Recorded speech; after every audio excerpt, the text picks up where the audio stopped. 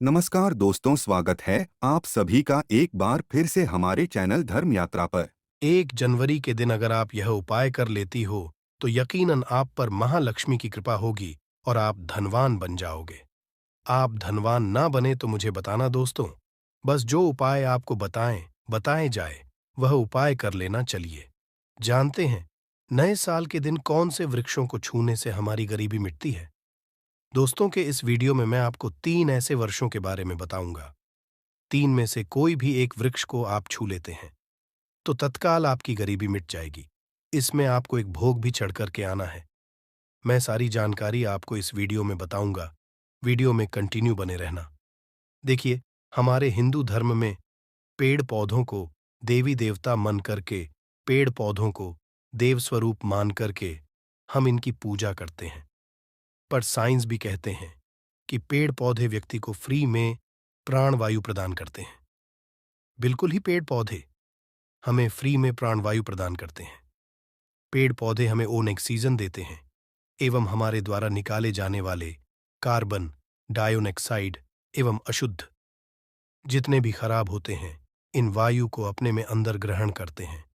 पेड़ पौधे खुद तेज धूप में तपता है एवं व्यक्ति को शीतल छाया प्रदान करता है। पेड़ पौधे हमें कई तरह के फल फूल एवं जलाने के लिए लकड़ी भी प्रदान करते हैं। तो हमारे शास्त्रों में पेड़ पौधों को बहुत गुणकारी कह गए हैं। अनेक बीमारी का फ्री में उपचार पेड़ पौधों के जरिया से, जड़ी बूटी के जरिया से कर सकते हैं। दोस्तों, भगवान श्री कृष्णा भी पेड़ पौधों को बहुत ही महत्व दिए हैं। वृक्ष में जो पीपल के वृक्ष हैं, इसे वर्षों का राजा कहा जाता है, क्योंकि पीपल वृक्ष की आयु अन्य वृक्षों की तुलना में बहुत अत्यधिक होती है। भगवान श्री कृष्णा भी खुद गीता में कही है, मैं वर्षों में पीपल का वृक्ष हूं, क्योंकि खुद पीपल के वृक्ष में भगवान विष्णु एवं माता लक्ष्मी निवास करती है। तो आपको नए साल के दिन इस वृक्ष को छू करके आ जाना है। आपके गरीबी, रोग, दोष एवं समस्त विकार समाप्त हो जाएंगे। दोस्तों, हमारे धर्म में ऐसे अनेक वृक्ष हैं जो कल्याणकारी एवं मंगलकारी कह गए हैं। यह वृक्ष व्यक्ति के सभी तरह के कासन को दूर करते हैं, परेशानी को दूर करते हैं और दूर करने में समर्थवान भी है। तो आज की वीडियो में मैं ऐसे 3 पवित्र वर्षों के बारे में बताऊंगा जिसे आपको नए साल के दिन शाम के समय में छू करके आ जाना है और साथ में आपको एक कपूर और आपको एक लांग रखना है। मैं यही जानकारी नवरात्रि के समय में बताया था, परंतु नवरात्रि के समय में मैंने आपको टोटके नहीं बताई थी। मैं टोटके ऐसे बता रहा हूं कि इसी के साथ में आपको एक कपूर और एक लांग वहां पर रखकर जाना है और इस वृक्ष के नीचे जालना भी है। और मैं आप लोगों को इस वृक्ष को वोट के लिए, अर्थात इस वृक्ष को आप अपनी समस्या बोलेंगे, छूते ही गरीबी मिटेगी। बहुत अच्छी जानकारी है और आपको बहुत स्वरूप इसमें क्या लगाना है वह भी मैं जानकारी इस वीडियो में विस्तार से बताऊंगा। परंतु उससे पहले अभी तक आपने हमारे चैनल को सब्सक्राइब नहीं किया है तो चैनल को सब्सक्राइब करके बेल आइकॉन जरूर दबाइएगा। सच्चे हृदय से कमेंट बॉक्स में लिखना ना भूले, जय माता लक्ष्मी, नए साल की हार्दिक शुभकामनाएं। देखिए, अगर आप कठिन मेहनत करने के बाद भी एक दिन में 200 से कमा रहे हैं और वहीं एक व्यक्ति कम मेहनत करके आज 2000 कम रहा है तो कौन सा अच्छा है। 2000 कमाने या RS 100 कमाने वाला, 2000 कमाने वाला व्यक्ति कई तरह के उपाय करके सारी चीजों को, पैसों को तेजी से खींचने का काम करता है। इसीलिए सिखाता हूं। कई लोग हमें कमेंट करके पूछते हैं, गुरुजी, हमें एक वक्त की सही तरीके से रोजी रोटी नसीब नहीं हो पाती। हमारे पड़ोसी जो लाखों रुपए कमा रहे हैं, तो क्या इसमें हमारे भाग्य की गलती है? देखिए, भाग्य को आप मेहनत के द्वारा दूर कर सकते हैं, परंतु पूर्व के समय में हमारे द्वारा किसी भी तरह की अनहोनी हो गई होती है या किसी भी तरह की हमारी कुंडली में दोष लग गया हो तो उसे दूर करने का काम करते हैं।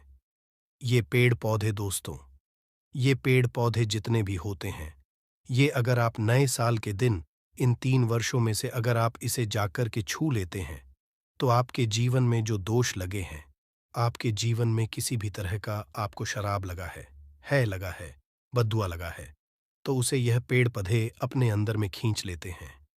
ये अपने अंदर खींच करके अपनी डाली को आपकी बद्दुआ के कारण अपनी छोटी सी डाली को तोड़ देते हैं, यानी कि छोटी सी डाली सूख जाती है।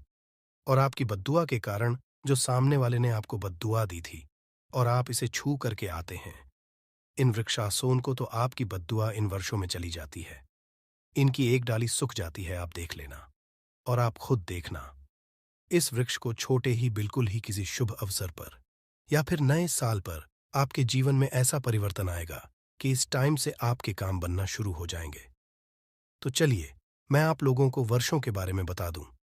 मैं पहले वाले वीडियो में भी बता चुका हूं कि नवरात्रि के समय में बहुत ही उत्तम वृक्ष माना जाता है। पारिजात का वृक्ष समुद्र मंथन से उत्पन्न हुआ था।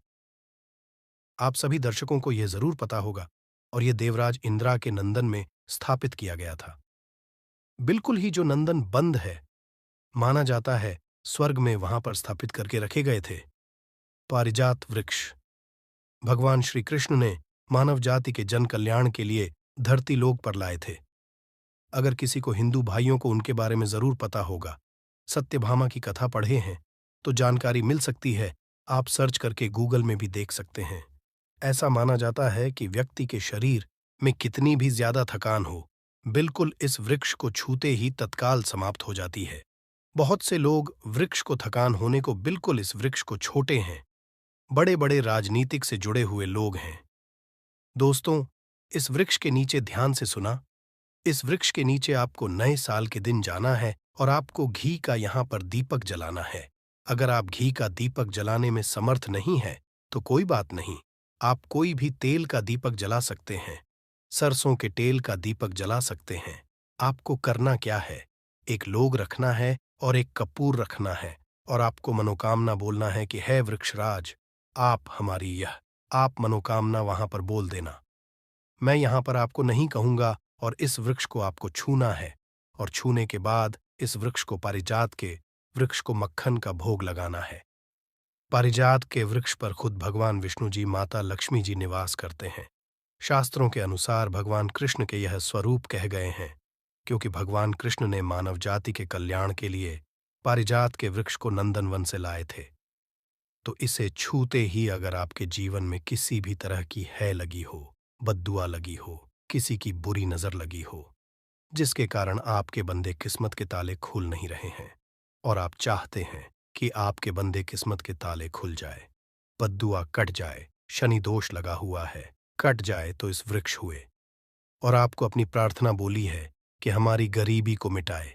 इस तरह से छूटे हुए आपको प्रार्थना करना है और एक लौंग और आपको एक कपूर टू ही है और उसके ऊपर में एक लांग डाल देना और आपको मक्खन का भोग इसे लगा देना है।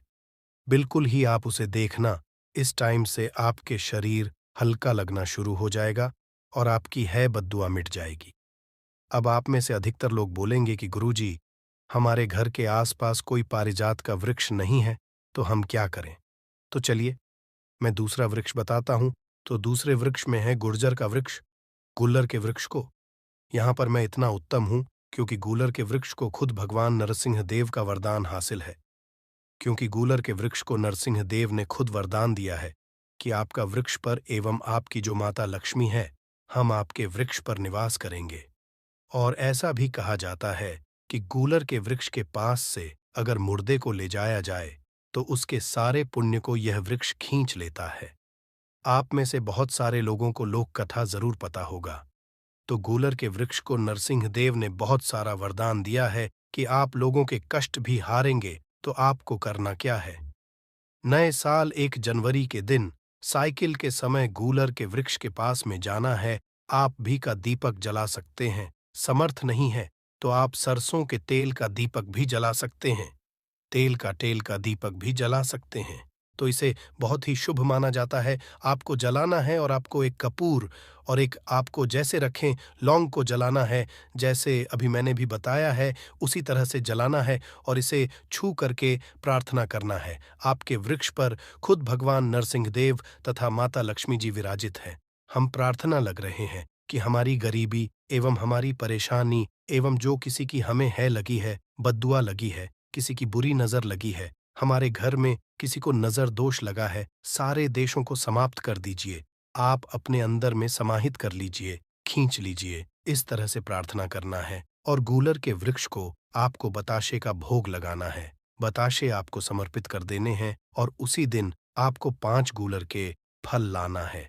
1 जनवरी नए साल के दिन ऐसा माना जाता है कि जो व्यक्ति लाल कलर की चुनरी में गूलर के पके हुए फल को लाते हैं बंद करके और इस पूजा करने के बाद और इस धन पेटी में रखते हैं, तो ऐसा माना जाता है आजीवन ऐसे व्यक्ति के जीवन में, ऐसे व्यक्ति के घर धन दौलत की कमी कभी नहीं होती।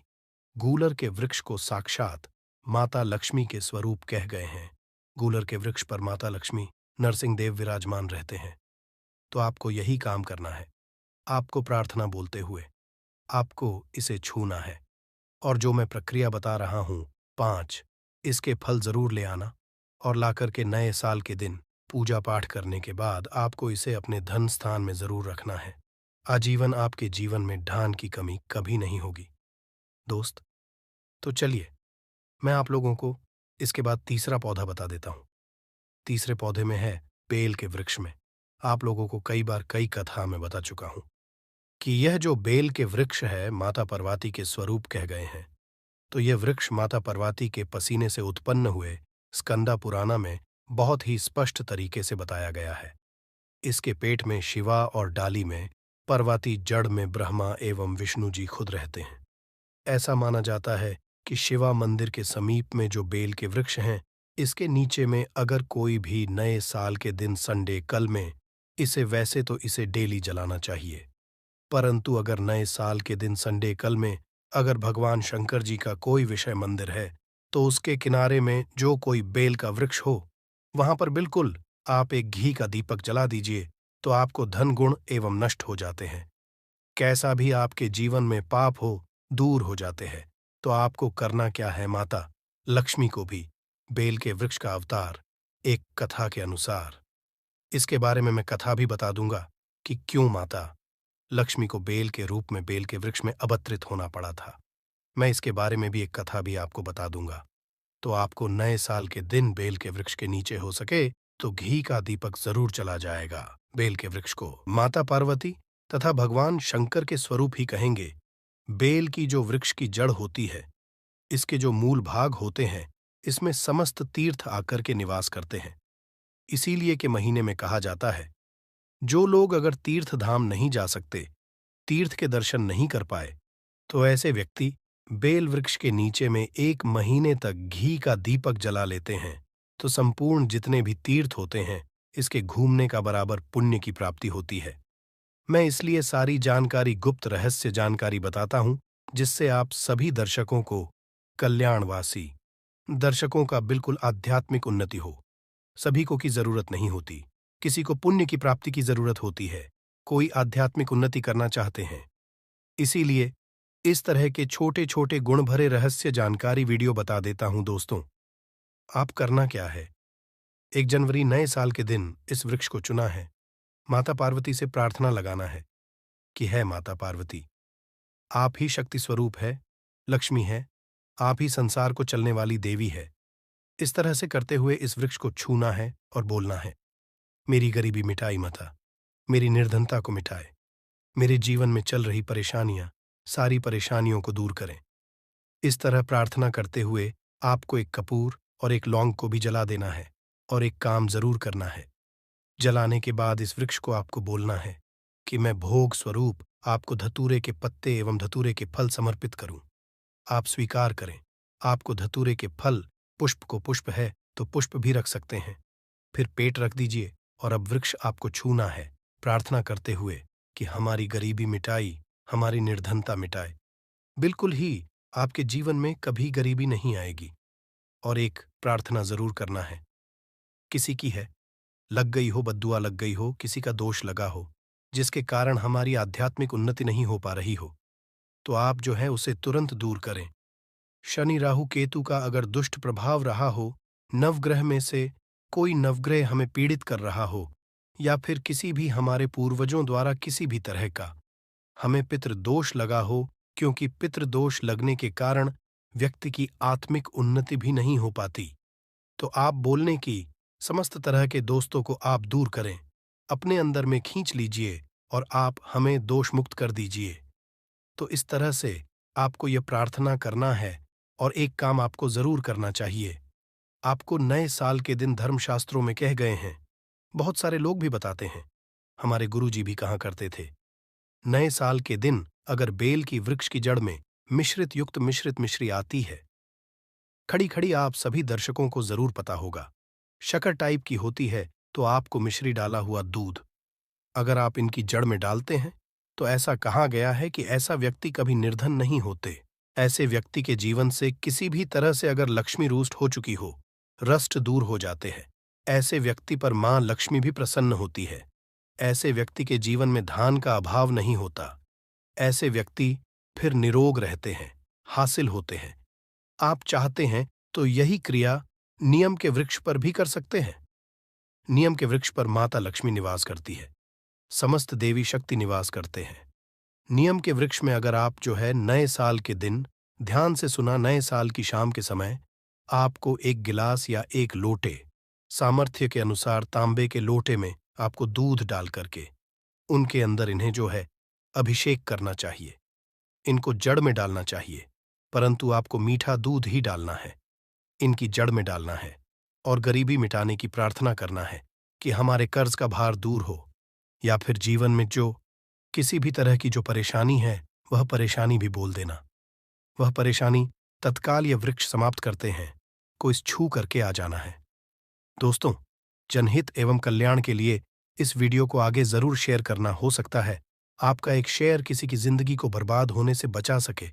और कमेंट बॉक्स में सच्चे हृदय से लिखना ना भूले। जय माता लक्ष्मी माता रानी आपकी सभी इच्छा अवश्य पूर्ण करें। अगर आपको भगवान से जुड़े बातें और जानना है तो इस चैनल को सब्सक्राइब करें।